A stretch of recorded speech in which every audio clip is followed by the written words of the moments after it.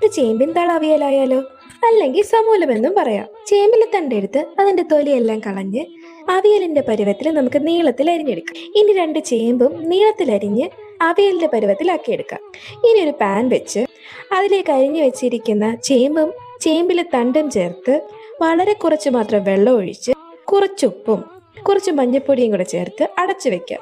ഇടയ്ക്കൊക്കെ ഒന്ന് ഇളക്കി കൊടുക്കണേ. ചേമ്പിൻ തണ്ടിന് ധാരാളം വെള്ളം പുറത്തു വരും. അപ്പൊ അത് കണക്കുകൂട്ടി വേണം വെള്ളം ഒഴിച്ചു കൊടുക്കാൻ. അതിരുന്ന് വേവുന്ന സമയം കൊണ്ട് ഒരു ജാറിലേക്ക് ഒരു മുറി തേങ്ങയും എരിവിനനുസരിച്ചുള്ള മുളക് പൊടിയും കുറച്ച് മഞ്ഞൾപ്പൊടിയും ജീരകവും പിന്നെ കുറച്ച് പുളിയും കൂടെ ചേർത്ത് കൊടുക്കണം.